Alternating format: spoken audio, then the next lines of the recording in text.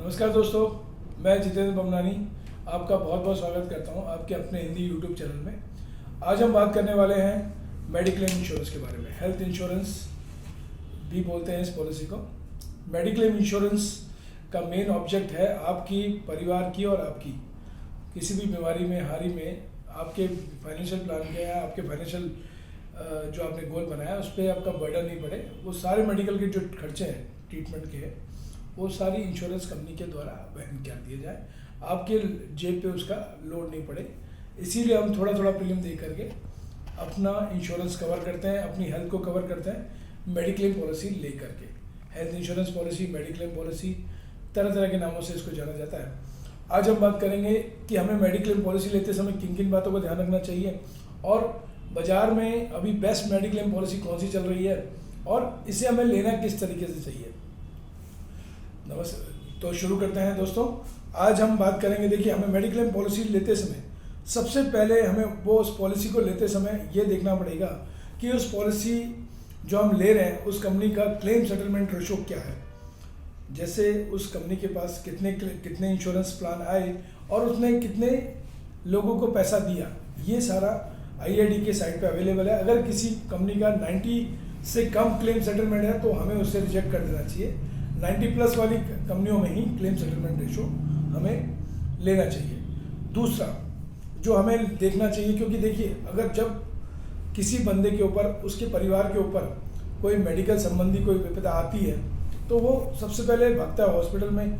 उस टाइम उसके पास कैश हो नहीं हो तो हमें ये देखना चाहिए कि जो हम पॉलिसी ले रहे हैं उसके नेटवर्क हॉस्पिटल कितने हैं, हमारे आसपास के क्षेत्र के जो हॉस्पिटल हैं उसके नेटवर्क एरिया में कवर होते हैं या नहीं होते हैं। तो हमें इस बात का भी ध्यान रखना चाहिए कि हमें वो नेटवर्क ज़्यादा से ज़्यादा उसके नेटवर्क हॉस्पिटल हमारे एरिया में हों।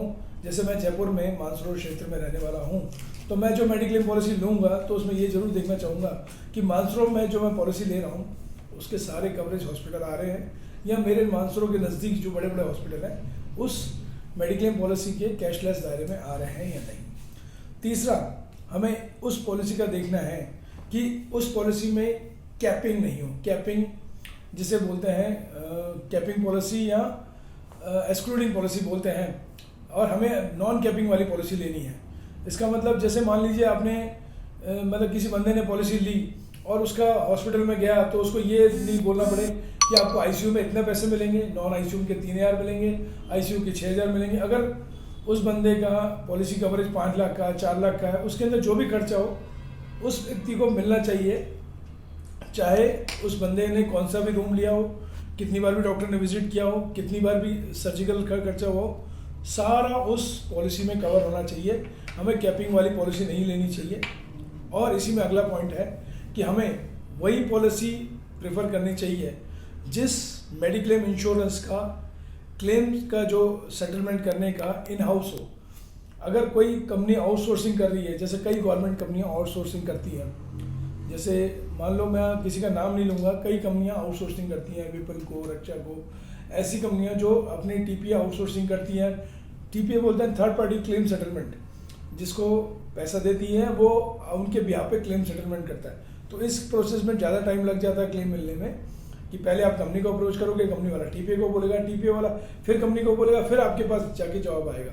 तो आपको प्रेफर वही करना है जिस कंपनी का खुद का क्लेम सेटलमेंट हाउस हो, आपको उन्हीं कंपनियों में जाना है। और तीसरा मतलब अगला पॉइंट की तरफ बढ़ते रहे, अभी अपने कि जरूरी नहीं कि आपको हर कंपनी का 24 आवर्स हॉस्पिटलाइज होना जरूरी हो। आजकल मेडिक्लेम पॉलिसियाँ डे केयर ट्रीटमेंट भी कवर करती है, तो आप ये भी देख लीजिए वो कंपनी आपका डे केयर ट्रीटमेंट कवर कर रही है या नहीं।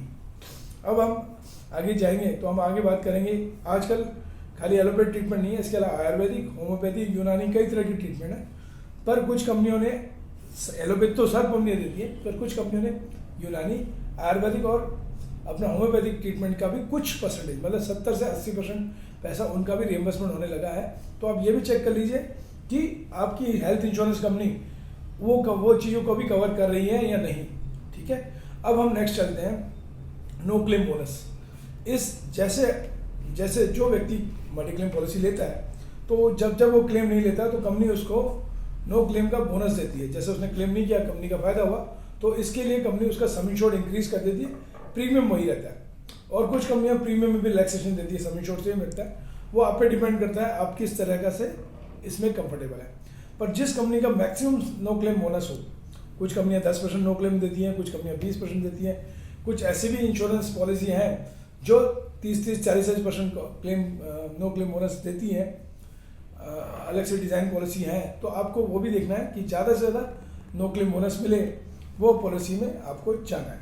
अब एक और अपने को पॉइंट इसमें देखना है कि नो क्लेम बोनस के साथ साथ आपका वेटिंग पीरियड होता है। जैसे वेटिंग पीरियड बोले तो जैसे कुछ बीमारियां पॉलिसी लेने से पहले होती हैं तो वो भी 2 साल 3 साल में कवर हो जाती हैं।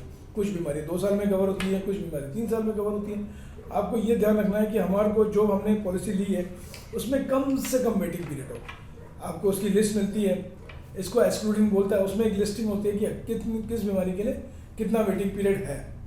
तो मसलन के लिए कुछ कंपनियां स्टोन के लिए 5-5 साल का वेटिंग पीरियड करती हैं और कुछ कंपनियां 2 साल के वेटिंग पीरियड में स्टोन को कवर कर लेती हैं। तो आपको वो चेकलिस्ट भी देखनी है कि हमारी इस मेडिक्लेम पॉलिसी में वेटिंग पीरियड कितना है और कितना रहने वाला है। बस बेसिकली आपको इन चीज़ों पर ही ध्यान रखना है। बाकी आप पॉलिसी लेने जाएंगे तो आपको सब ये सारी जो मैंने बातें बताई वो अपने आप रिमाइंड के थ्रू आती रहेंगी। आप हमारे साथ बने रहे, अभी तक आपने हमारे वीडियो को देखा, सराहा, इसके लिए बहुत बहुत धन्यवाद। अभी मैं जाते जाते इन छोटे ये जो 10 मैंने पॉइंट आपको बताया था उनको मैं थोड़ा सा ब्रीफ कर देता हूँ। पहले आपको उसमें क्लेम सेटलमेंट रेशो देखना है कि कौन सी कंपनी कितना ज़्यादा से ज़्यादा क्लेम सेटलमेंट होगा वो अपने को लेना है। दूसरा हाँ, प्रीमियम का कैलकुलेशन भी देखना है कि आपको कंपैरिजन आजकल कई वेब एप्लीकेटर की साइट्स पे प्रीमियम का कंपैरिजन है। आपको जिसका प्रीमियम ठीक लगे ये क्लेम सेटलमेंट रेशो देने के बाद कम से कम प्रीमियम वाली पॉलिसी देखनी है। दूसरा कैशलेस का चेक करना है, कैशलेस सबसे ज़्यादा जो कौन प्रोवाइड करता है। तीसरा कैपिंग वाली पॉलिसी का देखना है कि कैपिंग वाली नो कैपिंग वाली पॉलिसी लेनी है। चौथा ये भी देखना है कि आयुर्वेदिक ट्रीटमेंट, होम्योपैथिक, यूनानी सारे ट्रीटमेंट कवर करती हों और जिसमें सबसे ज़्यादा नो क्लेम बोनस हो। पाँचों पॉइंट ये देखना है कि सबसे ज़्यादा नो क्लेम बोनस हो, ये वो वाली पॉलिसी कवर करनी है। चौथा वेटिंग पीरियड सबसे ज़्यादा जिसमें कम हो, कि वेटिंग पीरियड जो बीमारियों में होता है वेटिंग पीरियड जिसका कम हो वो लेनी है। ये सब चीज़ें और साथ में और आखिरी में कंपनी की गुडविल देखनी है कि हम ऐसी नई कंपनी है बिल्कुल छोटी कंपनी में नहीं जाएँ, हमारे को थोड़ी सी कंपनी की कैपेसिटी और उसका एक हाउस भी देखना पड़ेगा कि कौन सी कंपनी में हमारे को लॉन्ग रन के लिए हम सूटेबल रह पाएंगे। मोस्टली जो मेरी जानकारी मैंने साझा की है इससे आपका मेडिक्लेम जो है उसका चुनाव बहुत बढ़िया हो जाएगा। आप हमारे साथ बने रहे उसके लिए बहुत बहुत धन्यवाद। आपका बहुत तहे दिल से शुक्रगुजार है कि आप हमारे वीडियो में अभी तक बने रहें और अगर हमारी इस जानकारी से आपको कुछ लाभ मिलता है तो हमारी इस वीडियो को लाइक करें, शेयर करें और हमारे चैनल को सब्सक्राइब जरूर करें। मैं जितेंद्र पमलानी। अगर आपको कुछ क्वेरी हो तो हमारे कमेंट बॉक्स में आप हमारे कमेंट्स कर सकते हैं, हमें व्हाट्सअप कर सकते हैं। लिंक पे दिए हुए नंबर में व्हाट्सअप मैंने दिया है और हम बहुत ही जल्दी हमारी वेबसाइट भी इसमें देंगे आपको, पर फिलहाल यही है। तो तब तक के लिए बने रहें। शुभ रात्रि, शब्बा खैर, जय हिंद, जय भारत।